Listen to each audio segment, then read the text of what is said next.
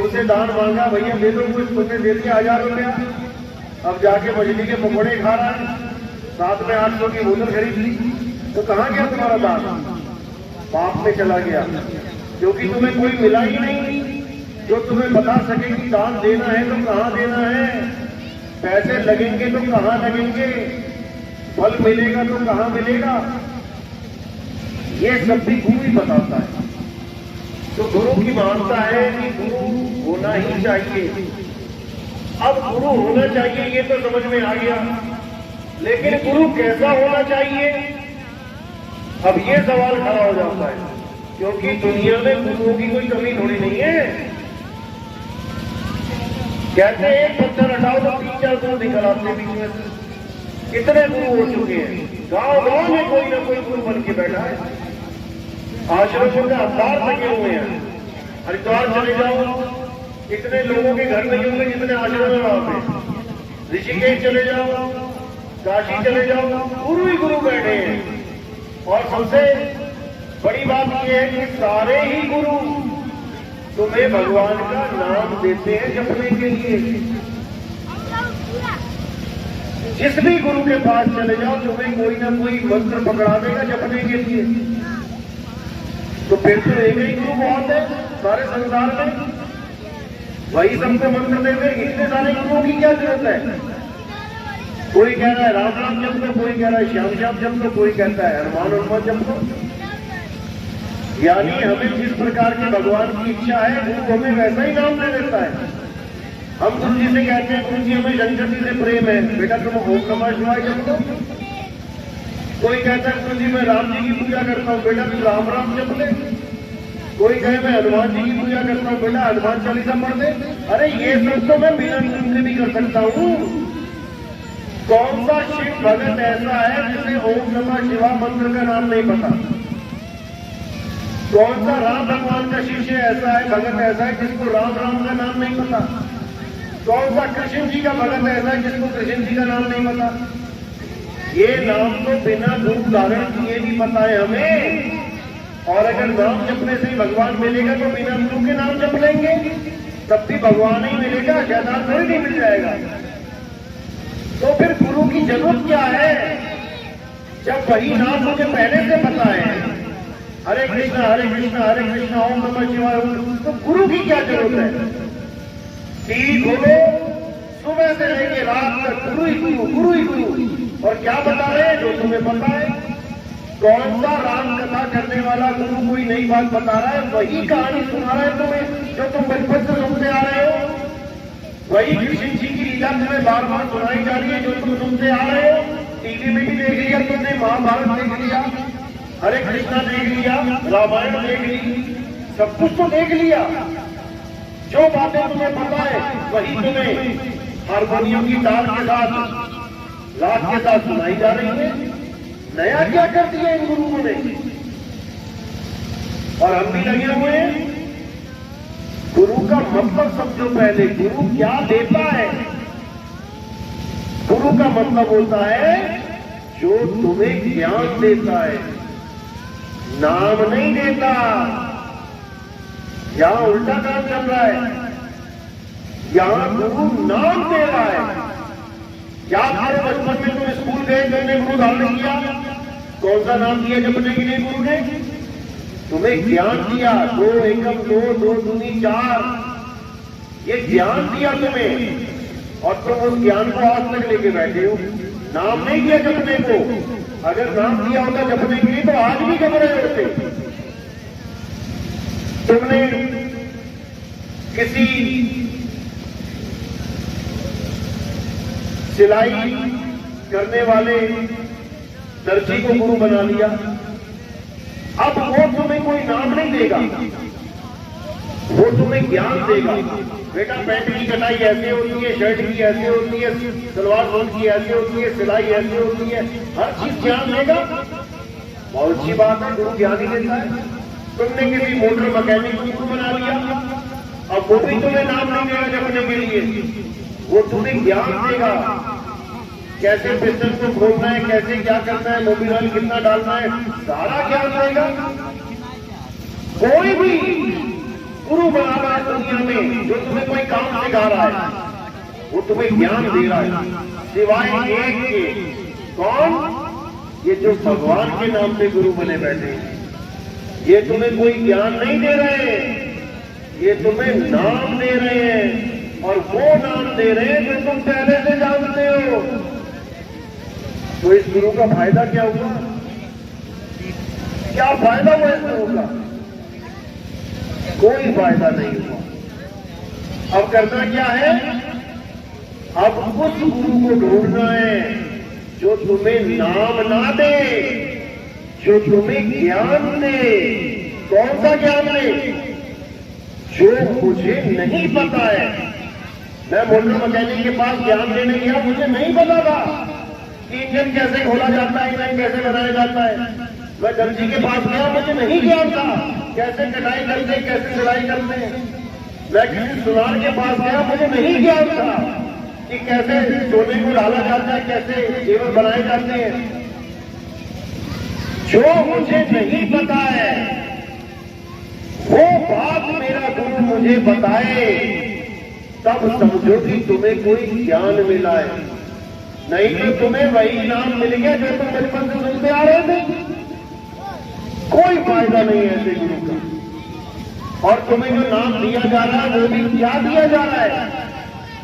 केवल 52 अक्षर। ये जितने भी नाम हैं दुनिया में, ये कैसे पैदा हुए? किसी भी भगवान का नाम, किसी भी जात का नाम, किसी भी धर्म का नाम, किसी भी देश का नाम कैसे आया? याद कर लेंगे, जब आदमी आदि मानव के रूप में था। आदि मानव सुना है ना? आप 8वीं 7वीं क्लास में आ जाता है आदि मानव के बारे में, कि आदि मानव वो है जो बिल्कुल शुरुआत में इंसान की जो उनको प्राप्त किया जाती है। ना पहनने के लिए कपड़े हैं, ना खाने के लिए अनाज है, ना रहने के लिए घर है, बंगले हैं। जानवर में जानवरों की तरह रहता है। ना कोई अक्षर है बोलने के लिए, ना कोई भाषा है। जब कोई अक्षर ही नहीं है उसके पास, तो कौन सा नाम जपता? अगर मुक्ति प्राप्त करनी होती, भगवान को प्राप्त करना होता। ये सारे नाम कब आए? जब आदि मानव ने अक्षरों की खोज करी। अक्षरों की खोज बाद में करी। सबसे पहली खोज क्या है आदि मानव की? अग्नि तत्व। सबसे पहले आग की खोज करी। पत्थर से पत्थर टकरा के आग पैदा करी। वहीं से खोज शुरू हो गई। आगे से आगे वो खोजता ही चला गया। पहिए की खोज करी, गोल पहिए की। उसके बाद अक्षरों की खोज करी। ये सारे अक्षर हिंदी, पंजाबी, उर्दू, फारसी, ये सब आदि मानव ने खोजे हैं। जो भारत में आने मानव थे उन्होंने हिंदी भाषा खोज ली। जो अमेरिका, इंग्लैंड में थे उन्होंने अंग्रेजी भाषा खोज ली। जो अरब देश में थे उन्होंने अरबी भाषा खोज ली। जो जापान में थे जापानी भाषा खोज ली। हर देश में जो आदि मानव थे जहां जहां पे, उन्होंने अपनी अपनी भाषा का विस्तार कर दिया, अक्षर पैदा कर दिए। अब उन्हीं अक्षरों के द्वारा संसार में हर चीज का नाम रख दिया। अंग्रेजों ने रख दिया वाटर, स्काई, एयर। हमने रख दिया हवा, पानी, आकाश। जापान में कुछ और रख दिया, ताइवान में कुछ और रख दिया, नेपाल में कुछ और रख दिया, चाइना में कुछ और। सारे अक्षरों को पैदा करके बैठ गए। यहां तक तो मामला समझ में आता है, चलो कोई ना कोई तो नाम रखना पड़ेगा जो चीज दिख रही है अपनी अपनी भाषा में। लेकिन असली झगड़ा कहां हुआ? जब भगवान के नाम रख दिए। एक ने नाम रख दिया अल्लाह, एक ने रख दिया राम, एक ने रख दिया वाहिगुरु, एक ने रख दिया गॉड। अब झगड़ा मच गया। मेरा अल्लाह पड़ा, नहीं मेरा वाहिगुरु पड़ा, नहीं मेरा गॉड पड़ा। कभी पानी को कोई झगड़ा नहीं हुआ। जल बड़ा कि वाटर बड़ा कि नीर बड़ा कि धुएं बड़ा कि पानी बड़ा, कोई झगड़ा नहीं। झगड़ा भगवान का है। पानी दिखाई देता है इसलिए कोई झगड़ा नहीं। पानी दिखाई देता है इसलिए कोई झगड़ा नहीं, लेकिन भगवान दिखाई नहीं देता है इसलिए झगड़ा।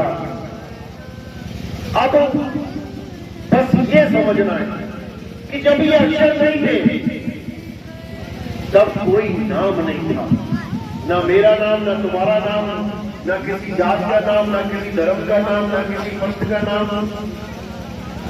तब ये मंत्र कहां थे? राम का रा कहां से आया? जब या रा ला वा शा ये लाइन बनी तब रा आया, पा फा बा भा मा जब ये लाइन बनी तो मां आया, आ का डंडा लगाया, राम बन गया। अल्लाह का आ कहां से आया? जब आ ई बनी। वाहिगुरु का वाह कहां से आया? जब या रा ला वा बना। यानी सारे अक्षर इन्हीं अक्षरों में से निकले हैं, इन्हीं को 52 अक्षर कहा जाता है। अब जितने गुरु संसार में बैठे हैं और तुम्हें 52 अक्षरों में नाम दे रहे हैं, बेटा ये जप ले, बेटा वो जप ले, बेटा ये जप ले, ये सब 52 अक्षरी गुरु हैं। ये सब 52 अक्षर देने वाले गुरु हैं, होठ कंठ से देने वाले गुरु हैं। और कबीर साहब क्या कह रहे हैं? 52 अक्षर जीव आधारा, आदि अक्षर जीव व्यासे न्यारा, वाही को सत सिमरण कहिए, सिमर सिमर कर पुत्र पारा। कबीर साहब समझा रहे हैं कि ये जीव का खेल है भाई। कोई अल्लाह अल्लाह कर रहा है, कोई राम राम कर रहा है, कोई वाहिगुरु वाहिगुरु कर रहा है, सब जीव का खेल है। अगर हमारी जीव ना होती या किसी की जीव कट जाए, अब कौन सा नाम लेगा भगवान का? यानी जीव नहीं तो नाम नहीं, यानी भगवान का नाम भी खत्म हो जाएगा जीव नहीं तो। ऐसा नहीं है। कबीर साहब कह रहे हैं होठ कंठ लागे नहीं। जो सच्चा नाम है परमात्मा का, उसमें होठ और कंठ लगते ही नहीं है। होठ कंठ जैसे कि दर्शक मीडिया पर देखा है नहीं उच्चार और गुप्त वस्तु को जो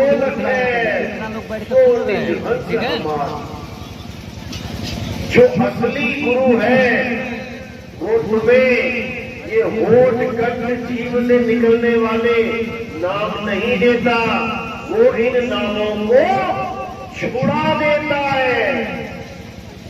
अगर तुम जप भी रहे हो किसी गुरु से नाम लेके, कोई 5 नाम जप रहा है, ज्योत निरंजन ओंकार रारंकार सोहम सतनाम, कोई 7 नाम जप रहा है, ओम कलियम हरियम शरियम सोहम सत्यम, कोई 3 नाम जप रहा है, सत्संग शिवानंद जगत रूपी नाम, कोई 7 में नाम जप रहा है, सोहम सोहम सोहम।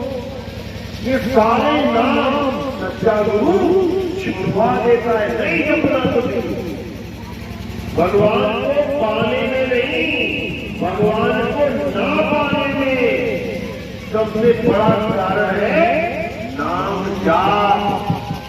तुम नाम जपते हो इसलिए तुम कभी भगवान को पा ही नहीं सकते। भगवान को जपना नहीं है उसके नाम को, भगवान को खोजना है। जब प्यास लगती है तो पानी पानी जपना शुरू कर देते हो क्या? या पानी खोजना शुरू कर देते हो? चाहे घर में ही बैठे हो अपने, प्यास लगी तो कहां भागते हो? रसोई की तरफ। रसोई में जाके देखते हो मटका पड़ा है, मटका देखा खाली है, आप क्या करोगे? अब आवाज हो जाए पानी कहां रखा भाई? खोजो, जब खोजोगे वस्तु मिलेगी। और प्यास लगने पे बैठ के पानी पानी कपड़े लग गए तो कभी गला गीला होने वाला नहीं है।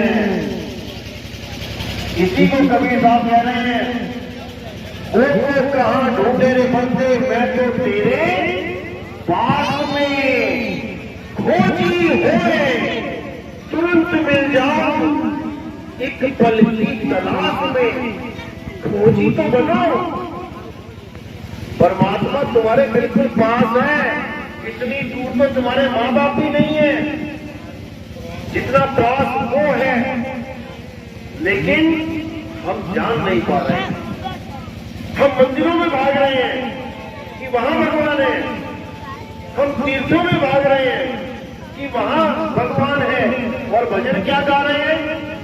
मेरे रोम रोम में बसने वाले राम, भजन ये गा रहे हैं, रोम रोम में बसने वाले राम।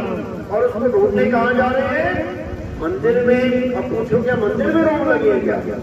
कहां लगे रोम? रोम कहां है? इस काया में है रोम। रोम रोम में बसने वाला राम, वो है असली राम जिसको खोजना है, वो है असली परमात्मा। मंदिर में तो केवल उसका सांकेतिक ज्ञान यानी एक मूर्ति रखी गई है। तुम्हारे दादाजी की मूर्ति लगी चौराहे पे, बहुत बढ़िया काम किया, दादाजी की मूर्ति लगी। हम खाना खिलाने दादाजी को, दादाजी के कमरे में जाओगे कि मूर्ति के पास लेके जाओगे? चौराहे पे थाली लेके जाओगे? दादाजी को खाना खिलाना है तो दादाजी के कमरे में लेके जाओगे कि चौराहे पे लेके जाओगे थाली? उनकी मूर्ति को खाना खिलाने के लिए। बस यही अज्ञान है। अब जिसको पता ही नहीं है कि दादाजी यही रहते हैं, वो बेचारा मूर्ति के पास जा रहा है खाना खिलाने। और जिसको पता है कि मेरे दादा मेरे पास है, वो कभी मूर्ति की तरफ देखेगा भी नहीं। इसी प्रकार जब हनुमान जी को पूछा गया कि भाई तुम्हारे राम तो जाने वाले हैं, अब तुम कैसे उनका दर्शन करोगे? तो हनुमान जी ने क्या एड्रेस बताया था? अयोध्या का एड्रेस बताया था कि वहां पे मंदिर जाया करूंगा मैं दिन रात। क्या किया था उन्होंने? अपनी छाती फाड़ के दिखाई। देखा ना सीन छाती वाला? कौन बैठा छाती में? राम बैठे हैं छाती में। यानी मेरा राम मुझ में बैठा है, मुझे किसी मंदिर में जाने की जरूरत नहीं है। लेकिन ये तब होगा जब तुम गुरु धारण करोगे। वो गुरु तुम्हें समझाएगा कि बेटा तेरा राम कहां बैठा है। नहीं तो अगर उस राम के पास जा रहे हो जो मंदिर में बैठा है, तो पता लगा कि कोई चोर घुसा और राम जी की मूर्ति ही अष्टधातु की उठा के ले गया। गल्ले टूट जाते हैं, मंदिरों के घंटे चोरी हो जाते हैं। देखो अखबारें भरी पड़ी हैं, यहां तक कि भगवान की मूर्ति को ही उठा के ले जाते हैं इंटरनेशनल मार्केट में बेचने के लिए। बताओ, भगवान ही उठा के ले गए। इसी को समझना है। असली राम, उसको कोई हाथ भी नहीं लगा सकता। कौन है असली राम? उसका नाम है आत्म राम। कभी सुना है आत्म राम? आत्मा का नाम सुना है? ये आत्मा ही असली राम है, जिसके लिए कृष्ण जी ने गीता में समझाया, हे अर्जुन, ये आत्मा अजन्मा है, नित्य है, शाश्वत है। इस आत्मा को ना तो कोई शस्त्र काट सकता है, ना अग्नि जला सकती है, ना वायु सुखा सकती है, ना जल भिगो सकता है। ये है असली आत्मा, आत्म राम। इसी को जानना है। जिसको शस्त्र काट दे, जिसको पानी डुबो दे, जिसको हवा सुखा दे, अग्नि जला दे, वो असली राम नहीं है। शरीर असली राम नहीं है। तुम राम जी के शरीर को राम समझ बैठे हो, जिसको पानी ने डुबा दिया था। अंत में राम जी कहां गए थे लीला करके? कैसे लीला समाप्त हुई? शरीर कैसे खत्म हुआ? जल समाधि लेके जल में डूब के प्राण त्याग किए उन्होंने। जिसको पानी ने गला दिया वो राम नहीं है। राम वो है जो उस शरीर को चला रहे थे, उसको पानी नहीं गला सकता, वायु नहीं सुखा सकती। शरीर राम नहीं है, राम आत्मा है। यही गीता में समझाया अध्याय 2 में, हे अर्जुन तू और मैं शरीर नहीं है, शरीर तो इस आत्मा के कपड़े हैं। कपड़ों के मारे जाने पर, कपड़ों के फट जाने पर भी आत्मा को कभी कुछ नहीं होता। हम और तुम आत्मा है, शरीर नहीं। कितना समझाया। और ये जितने भी गुरु बैठे हैं यही लाइनें भी पढ़ रहे हैं, लेकिन फिर घुमा के शरीरों की पूजा में लगे पड़े। इनको खुद ही समझ में नहीं आ रहा कि मैं बोल क्या रहा हूं और कर क्या रहा हूं। गीता में बिल्कुल स्पष्ट बोला है अर्जुन, 2 प्रकार के तत्व हैं, एक असत और एक सत। असत तत्व वो है जिसका नाश हो जाता है, जो बदल जाता है, जो पैदा होता है और मर जाता है, यानी शरीर। ये शरीर ही असत्य है और सत्य क्या है? सत्य केवल आत्मा है। हे अर्जुन, आत्मा को जानने वाले कभी वापस इस जड़ संसार में, इस माया के संसार में नहीं आते। और जो आत्मा को नहीं जान पाते, जो शरीरों की पूजा में जीवन बर्बाद कर देते हैं, वो बार बार इस संसार में आते हैं। नाना प्रकार की योनियों में उनको जन्म लेना पड़ता है। कभी कुत्ता बन के आते हैं, कीड़े पड़ जाते हैं, गांव गांव में कुत्ता घूमता है, कोई मदद नहीं करता, सब लाठी देके दौड़ाते हैं। कौन है ये लोग? ये वही है जो अपने जीवन में आत्म ज्ञान को जान ही नहीं पाए। कभी सांप निकलता है घर के पास, तो लाठी देके दौड़ाते हैं। कौन है ये लोग? ये वही है जो सारी उम्र सांपों को ही दूध पिलाते रहे और अंत समय में सांप की योनि में पड़ गए। क्योंकि आप इसकी पूजा करोगे, आपको वैसा ही फल मिलेगा। आप पीपल पूजोगे, आपको अगले जन्म में पीपल बन के आना पड़ेगा। आप सांप की पूजा करोगे, आपको अगले जन्म में सांप बन के आना पड़ेगा। आप गाय की पूजा करोगे, आपको गाय बन के आना पड़ेगा। और ये अचल नियम है प्रकृति का। एक ऋषि था, सारी उम्र हरिओम हरिओम, ओम नमः शिवाय, ओम नमः शिवाय, सारे नाम जपता रहा। जपते जपते जपते जपते बूढ़ा हो गया। अब जब बूढ़ा हो गया तो उसके आश्रम में कहीं से एक हिरण का बच्चा आ गया। अब हिरण के बच्चे से उसका मोह बढ़ गया।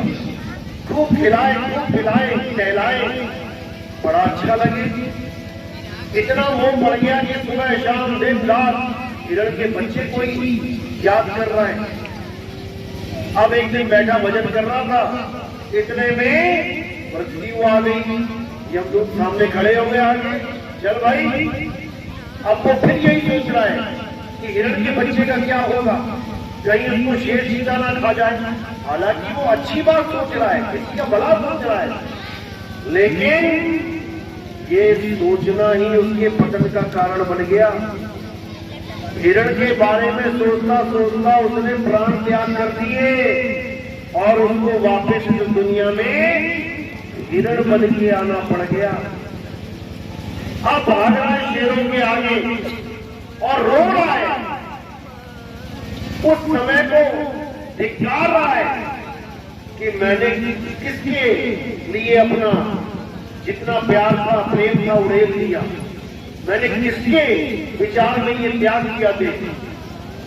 इसी प्रकार जिसका भी हम विचार करते हैं, जिसको भी हम पूजनीय मानते हैं, जिसकी भी हम पूजा करते हैं, अंत समय में हमें वही रूप धारण करना पड़ता है। तो तुलसी की पूजा करोगे, जल चढ़ाओगे तो तुम्हारे ध्यान में तुलसी ही रहेगी। सुबह उठते ही अपने आप दिमाग में आ जाएगा तुलसी को जल चढ़ाना है। और अगर वही तुम्हारी मृत्यु का समय हुआ और तुमने याद कर दिया कि तुलसी को जल चढ़ाना है, तो तुम्हें तुलसी का पेड़ बनना पड़ जाएगा। ये इतना खतरनाक जाल है। इसलिए कबीर साहब कहते हैं कि भाई इस माया को, जड़ वस्तुओं को त्यागो और किसको ध्याओ? आत्मा को ध्याओ। जल में मीन प्यासी मोह देखत पावे हासी, आत्म ज्ञान बिना नर भटके, कभी काबा कभी काशी। मुसलमान भाई है तो काबा की तरफ दौड़ रहा है, हिंदू भाई है तो काशी की तरफ दौड़ रहा है। क्यों दौड़ रहा है? कि मैं भगत कहाऊंगा, मैं भगवान के दर्शन करके आऊंगा। और कबीर साहब की नजरों में क्या है? वो कह रहे हैं भटके, कि तुम भगवान के पास नहीं जा रहे हो बल्कि तुम भटक जा रहे हो, तुम भटक गए। वो भगवान अल्लाह वाहिद गॉड कहीं बाहर नहीं है, वो तुम्हारे पास है। वो को कहा ढूंढने बंदे, मैं तो तेरे पास में, ना मंदिर में, ना मस्जिद में, ना काबे कैलाश में, ना मैं जप में, ना मैं तप में, ना एकांत निवास में। खोजी होए तुरंत मिल जाऊं एक पल की तलाश में। और कहे कबीर सुनो भाई साधो, मैं तो हूं विश्वास में।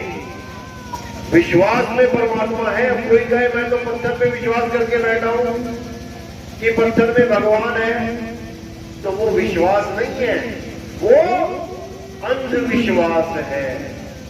विश्वास उसको कहते हैं जब मैं परख लेता हूं। जैसे किसी का कोई नौकर है, उसने उसको 10 लाख रुपए दे दिए दुकान पे कि जा बेटा बैंक में जमा करके आ। अब तो दूसरा आदमी बैठा है वहां पे, वो क्या बोल रहा है? अरे भाई 10 लाख रुपए दे दिए तूने इसको, लेके भाग जाए।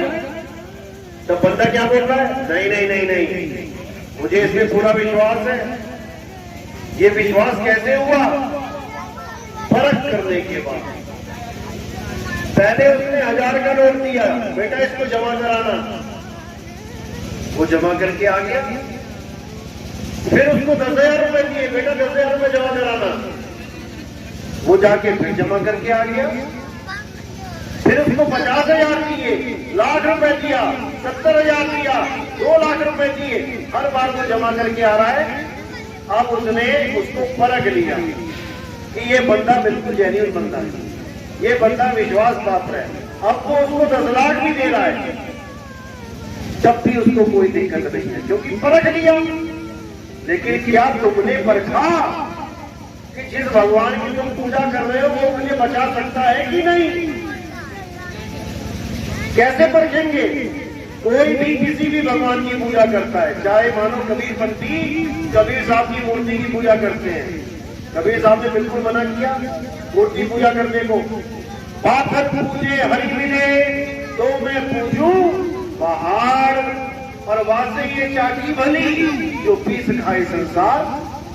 कबीर साहब कहते हैं पत्थर पूज के परमात्मा नहीं मिल सकता, क्योंकि पत्थर जड़ है, पत्थर किसी का कल्याण नहीं कर सकता। कबीर साहब की मूर्ति बना ली पत्थर की कबीरपंथियों ने, अब उसकी पूजा कर रहे हैं भगवान मान के। तो मैंने ये बोला, मैंने कहा उस मूर्ति को तुम एक बार टेढ़ा कर दो, लेटा दो, और मूर्ति के आगे सारे भगत खड़े हो जाओ और बोलो कि भगवान जिस दिन तुम अपने आप सीधे हो गए उस दिन से मैं तुम्हारी पूजा करूंगा। तो कब होगी मूर्ति सीधी? कितने घंटे में हो जाएगी? होगी? कितने दिन में हो जाएगी? कितने साल में हो जाएगी? इस जन्म में हो जाएगी? नहीं होगी। तुम उस भगवान की पूजा कर रहे हो तो टेढ़ा से सीधा नहीं हो पा रहा है। और कबीर साहब उस भगवान की पूजा करवाते हैं जिसकी वजह से तुम टेढ़े से सीधे होते हो। एक बच्चे को लेटा दो, एक मूर्ति को लेटा दो, मूर्ति को बोलो सीधा हो जा, और एक बच्चे को बोलो बच्चा सीधा हो जा, कौन सीधा होगा? एक बच्चा सीधा हो जाएगा। अब जो ताकत उस बच्चे को सीधा करने में मदद कर रही है वो है राम, वो मूर्ति राम नहीं है जो टेढ़ी से सीधा भी नहीं हो पाई। तभी तो मंदिर लूट लिए जाते हैं। तुम्हारे सामने कोई चोर लूट सकता है तुम्हारे घर को? चोर भी ये देखेगा कि घर वाला घर में ना हो, बाहर ताला लगा हो, तब जाके वो कहीं से खिड़की विड़की में से घुसेगा।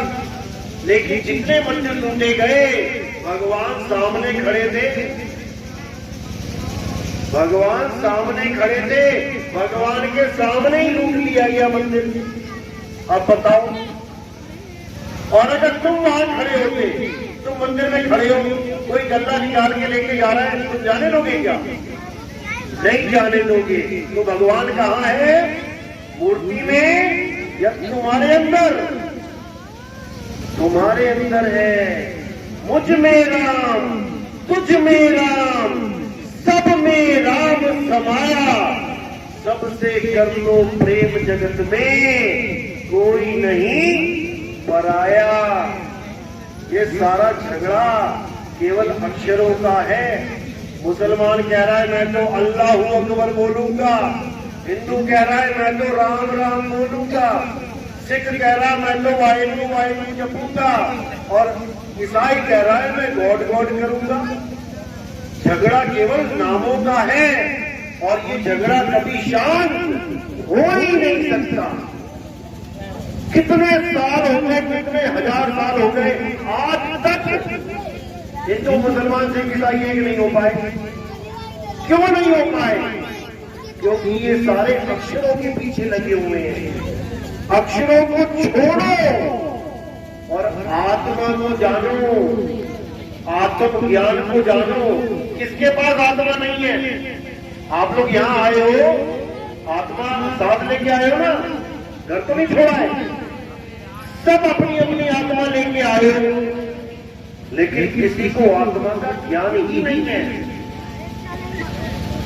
हिंदू के पास भी आत्मा है, मुसलमान के पास भी आत्मा है, सिख के पास भी आत्मा है और ईसाई के पास भी आत्मा है, लेकिन चारों को उस आत्मा का ज्ञान ही नहीं है। इसीलिए कबीर साहब कह रहे हैं आत्म ज्ञान बिना नर भटके, कभी काबा कभी काशी, चारों ही धर्म भटक रहे हैं। और ये चारों एक कब होंगे? जब एक आत्मदेव को जान लेंगे, तब ये चारों एक हो जाएंगे। इनको पता लग जाएगा जिसको मैं अल्लाह कह रहा हूं अरे वो राम है वही है, जिसको मैं गॉड कह रहा हूं ये वाहिगुरु वही है। सारा झगड़ा खत्म हो जाएगा। लेकिन झगड़ा कोई खत्म करना चाहता ही नहीं, सब पावन अक्षरों में उलझे पड़े हैं। इसीलिए कबीर साहब कह रहे हैं, बार बार समझा रहे हैं कि अगर एक होना है तो आत्म ज्ञान को जानो। क्या है आत्म ज्ञान?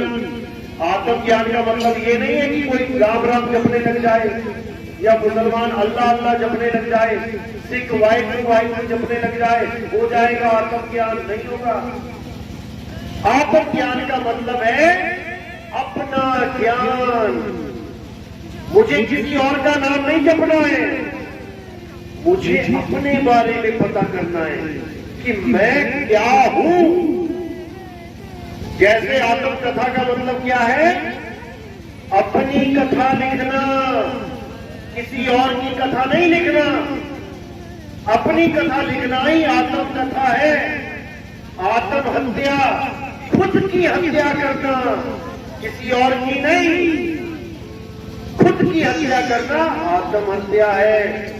आत्म रक्षा, खुद की रक्षा करना, ना कि किसी और की रक्षा करना आत्म रक्षा है। आत्मनिर्भर, खुद पे निर्भर हो जाना, ना कि किसी और पे निर्भर रहना, आत्मनिर्भर कहलाता है। किसी प्रकार आत्म कल्याण, खुद का कल्याण करना, किसी प्रकार आत्म ज्ञान, यानी किसी और की पूजा नहीं, खुद को जानना आत्म ज्ञान है। और खुद को जाने बिना परमात्मा को नहीं जान पाओगे। जब लगना चीनोगे आत्म, तब लगना मिली है परमात्म। आत्म चीने परमात्म चीने, संत कहावे सोए, यह भेद काया से न्यारा, पूछे बिरला कोई। जब तक आत्मा को नहीं जानोगे परमात्मा नहीं मिलेगा। जब तक दूध तक नहीं पहुंचोगे तब तक घी नहीं मिलेगा। इसी प्रकार जब तक खुद को नहीं जानोगे तब तक खुदा नहीं मिलेगा। इसीलिए सबको आत्म ज्ञान की प्राप्ति करनी चाहिए। तो पूजा पाठ करना चाहिए कि नहीं? क्या समझ में आया? हाथ खड़े करो, किसकी समझ में आया? पूजा पाठ करना चाहिए। कौन कहता है? हाथ खड़े करो। इतना सत्संग सुन के पूजा पाठ नहीं करना चाहिए, हाथ खड़े करो। कुछ भी नहीं, कोई बात नहीं। गीता क्या कहती है? गीता पढ़ो, अध्याय 3। अध्याय 3 में 11, 12, 13, 14, 15, 16 के श्लोक पढ़ोगे। क्या लिखा है? जो लोग देवताओं की पूजा नहीं करते, जो लोग वेदों के अनुसार यज्ञ नहीं करते, वो पापी हैं, उनको पाप लगेगा। जो प्रसाद का भोजन ग्रहण नहीं करते उनको पाप लगेगा। लेकिन लग गया क्यों? क्योंकि हम भी नहीं करते, ना हम कोई वेद पढ़ते हैं, ना हम कोई पूजा पाठ करते हैं, ना हम कभी मंदिर जाते हैं, ना हम मंदिर का प्रसाद खाते हैं, ना हम देवताओं की पूजा करते हैं, फिर तो हम भी पापी हो गए। अब गीता समझा रही है कि लेकिन जो व्यक्ति अपनी आत्मा में रमण करता है, जो व्यक्ति अपनी आत्मा में संतुष्ट है, जो व्यक्ति आत्म ज्ञान में तृप्त है, उनके लिए कोई धार्मिक कर्म कर्तव्य लागू ही नहीं होता। यानी अगर वो सारी उम्र मंदिर ना जाए, वो पूजा पाठ ना करे, वो मुसलमान है तो सारी उम्र मस्जिद ना जाए, वो कलमा ना पढ़े, वो 5 टाइम की नमाज ना पढ़े, कोई सिख है वो सारी उम्र गुरुद्वारे ना जाए, कोई ईसाई है वो सारी उम्र चर्च ना जाए, लेकिन अगर उसने आत्म ज्ञान को प्राप्त कर लिया है तो उसके ऊपर कोई कर्मदंड लागू ही नहीं होता, उसको इतना भी पाप नहीं लगने वाला। ये अध्याय 3 17वां श्लोक है। आप गूगल पे भी सर्च करोगे, अध्याय 3 17वां श्लोक सामने आ जाएगा। पढ़ो क्या लिखा है। अब 18वें श्लोक में क्या बोला अध्याय 3 में? कि जो आत्म ज्ञान में रमण करते हैं, आत्म स्वरूप को प्राप्त करते हैं, वो अन्य किसी जीव पर निर्भर नहीं रह जाते। यानी अब उसका कल्याण करने के लिए कोई और नहीं आएगा, वो स्वयं ही अपना कल्याण कर देगा, क्योंकि उसने उसको जान लिया है जो सब में रमता राम है। अब ये ज्ञान होगा कहां से आत्मा का? उसके लिए क्या बोला? 34वां श्लोक, उसमें बिल्कुल क्लियर बोला है।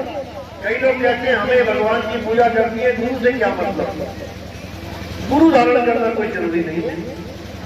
अध्याय 4 34वां श्लोक कहता है कि हे अर्जुन, जो आत्म ज्ञान मैंने रणभूमि में तुझे समझाया है, यानी जो बोल के पूरी बात मैंने समझा दिया है, उस आत्म ज्ञान को प्राप्त करने के लिए तुम किसी ऐसे गुरु की शरण में जाओ जिसने आत्मा को जान लिया है, जिसने आत्म ज्ञान को प्राप्त कर लिया है। केवल वही गुरु तुम्हें तुम्हारी आत्मा का ज्ञान दे सकता है, नहीं तो और इस दुनिया में कोई नहीं दे सकता। मंत्र दे सकते हैं, मूर्तियां दे सकते हैं, तीर्थों में जाने का आदेश दे सकते हैं, नदियों में नहाने का आदेश दे सकते हैं, लेकिन आत्म ज्ञान नहीं दे सकते। और जब तक तुम्हें आत्म ज्ञान नहीं होगा, किसी का कल्याण होने वाला नहीं है। अब कई लोग ये मान के बैठे हैं, हम तो गंगा जी स्नान कर देते हैं साल में एक बार, सारे पाप धुल जाते हैं, हमें तो मुक्ति मिल जाएगी। बड़ी सोचने वाली बात है। अब एक चोर था, उसने क्या किया, चोरी करी, सीसीटीवी कैमरा में आ गया, चोरी करके गया घर, दौड़ के गया गंगा जी में नहा के आ गया। अब सीसीटीवी कैमरा में आगे तो पकड़ा गया। अब जज के सामने खड़ा, जज पंडित जी है, जज मिश्रा जी है। अब वो जज के सामने कह रहा है कि महाराज मैं तो गंगा स्नान करके आया हूं, मेरे तो सारे कर्म फल धुल गए हैं, सारे पाप मेरे धुल गए हैं, मुझे सजा नहीं हो सकती। होगी कि नहीं होगी? कोई बंदा कत्ल करते और गंगा में डुबकी मार के जज के सामने बोले कि मैं तो गंगा जी में स्नान करके आ गया, मेरा तो पाप हट गया, सजा होगी कि नहीं होगी? होगी। तो फिर गंगा ने कहां पाप काटा? अगर पाप काट दिया होता उस पर सजा होने का मतलब ही नहीं है। अरे तुम्हारे पाप छोड़ो, जो गंगा पुत्र भीष्म पितामह है, गंगा जी के अपने पुत्र, जब उनको तीरों से छेद के लेटा दिया गया, तब क्या हुआ? तब भीष्म पितामह ने अपने 100 जन्म याद किए, 100 जन्म तक एक भी पाप नहीं किया था उन्होंने। बड़ी चिंता में पड़ गए, हैरानी में कि ये मुझे कौन से कर्मों का फल मिल रहा है। 100 जन्म तक मैंने एक चीटी तक नहीं मारी। जब कृष्ण जी को याद किया, जब कृष्ण जी आए तो उन्होंने बोला कि ये कौन से कर्म का फल मिल रहा है मुझे? तब उन्होंने कहा कि भाई तू 100 जन्म देख रहा है, 101वां जन्म देख।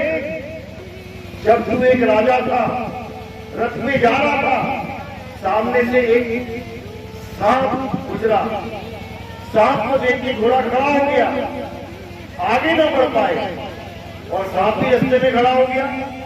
तब तुम उठे, तुमने तलवार से उस सांप को उठा के जब फेंका रास्ता क्लियर करने के लिए, तब तुमने पलट के एक बार भी सांप को नहीं देखा कि मैंने उसे फेंका कहां है, और तुम सीधे चले गए।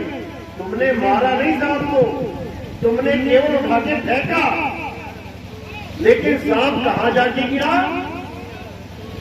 कांटों की झाड़ियों में, और इतने कांटे लग गए उस सांप को, इतने कांटे लग गए कि कांटों पे ही पड़ा पड़ा पड़ा पड़ा पड़ा सूख के मर गया। उन्हीं कांटों का फल ये तुझे तीरों के रूप में मिल रहा है। इतने तीर तेरे अंदर छेदे गए हैं, इतने ही कांटे उस सांप को चुभे थे, उसका फल तुझे भुगतना पड़ रहा है। सोचो, 101वां जन्म, उसका फल इतना खतरनाक है। हमारे सोचो कितने कर्म है, कितनी बार हमने जानवरों को मारा, बकरियों को काट दिया, मुर्गियों को मार दिया। कहां तुम भुगतोगे जाके? तुम्हारी ऐसी दुर्गति होगी कि तुम्हारी हालत खराब हो जाएगी। लेकिन ये सब खत्म हो सकता है अगर तुम आत्म ज्ञान को जान लो, क्योंकि यमदूत तो पकड़ेंगे आके, यमदूत पकड़ेंगे तुम्हें आके। तब नहीं पकड़ पाएंगे जब तुम स्वयं आत्मा हो जाओगे, क्योंकि आत्मा को ना तो कोई शस्त्र काट सकता है, ना अग्नि जला सकती है, ना वायु सुखा सकती है, ना जल भिगो सकता है। तो यमदूत कहां से पकड़ेगा? यमदूत कहां से तुम्हें नरकों की आग में डालेगा जब आग तुम्हें छू ही नहीं पाएगी। बस तुमने ये फार्मूला अपनाना है। शरीर छोड़ने से पहले पहले आत्मा का ज्ञान प्राप्त कर लेना। और आत्मा तुम ऑलरेडी हो। मारे इसलिए जा रहे हो क्योंकि अपने आप को शरीर मान बैठे हो। मैं आदमी, मैं औरत, मैं बच्चा, मैं बूढ़ा। अरे तुम आदमी, औरत, बच्चा, बूढ़ा नहीं हो, तुम आत्मा हो। तुम तो इस आदमी, औरत, बच्चा, बूढ़ा शरीर को चला रहे हो। एक दिन इसी को छोड़ के चले जाओगे। इसलिए अपने आप को पहचानो कि तुम क्या हो। और जब तुम जान जाओगे कि मैं आत्मा हूं तो तुम्हारे अंदर ही परमात्मा छुपा हुआ है। याद रखना इस बात। जीव तिल माही तेल है, जीव चकमक में आग, और तेरा साईं तुझ में है, जाग सके तो जाग। तेरा साईं तुझ में है। ये बाहर के मंदिर मस्जिदों में नहीं है, ये तो तुमने बनाए हैं। तुमने बनाए हैं, एक दिन टूट जाएंगे, पुराने हो जाएंगे। उसको जानो जो कभी टूट नहीं सकता, पुराना नहीं हो सकता। वो आत्मा है और ये आत्मा ही सनातन है। कोई शरीर सनातन नहीं है जो पैदा हुआ और मर गया। अध्याय 2 24वां श्लोक पढ़ो। जो कहते हैं हम सनातनी हैं, हम सनातनी हैं, और पूजा किसकी कर रहे हैं? शनिदेव की। पूजा किसकी कर रहे हैं? हनुमान जी की। पूजा किसकी कर रहे हैं? राम जी की। पूजा किसकी कर रहे हैं? विष्णु जी की। वो कह रहे हैं हम सनातनी हैं। सनातनी का तो मतलब भी नहीं पता उन्हें। सनातनी का मतलब कहां लिखा है? गीता में अध्याय 2 24वां श्लोक पढ़ो। हे अर्जुन, ये आत्मा अजन्मा है, नित्य है, शाश्वत है, पुरातन है, अचल है, अपोल है, अटोल है। यही सत्य सनातन है। ये आत्मा ही सत्य सनातन है। और आत्मज्ञानी ही असली सनातनी है। शरीरों की पूजा करने वाले सनातनी नहीं होते।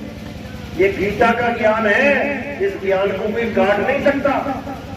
लेकिन लोग नहीं समझ पा रहे हैं, इसलिए ये झगड़े मचे हुए हैं। आत्मा का ज्ञान सारे धर्म के लोगों को हो जाए तो सारे एक हो जाएंगे, विरोध रह ही नहीं जाएगा, क्योंकि सभी आत्मा हो जाएंगे। जब शरीर ही नहीं रहे तो धर्म जात पात कहां से आएगी? ये तो सब शरीरों का खेल है, अक्षरों का खेल है। तो आत्म ज्ञान ही सबसे श्रेष्ठ ज्ञान है, जो गीता में, संतों की वाणियों में, हर जगह आपको मिल जाएगा। बस ढूंढो तो सही। तो इसी के साथ आज का सत्संग समाप्त करते हैं। हमारा सत्संग YouTube चैनल पे आता है। चैनल का नाम है कहत कबीर सुनो भाई साधो। आपने ये टाइप करना है और टाइप करने के बाद मेरा नाम लिखना है।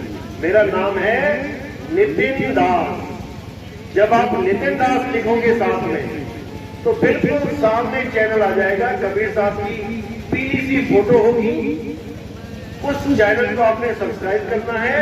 उसमें सत्संग दिए गए हैं serial wise, 1 number, 2 number, 3 number, 4, 5, 6, 7 ऐसे करते करते 209 सत्संग अभी तक हमने किए हैं। उसके अलावा लाइव सत्संग जैसे यहाँ प्रोग्राम हो रहा है ये भी डला हुआ है। शंका समाधान भी डली हुई है। टोटल 550-600 वीडियोज उसमें पड़ी हैं।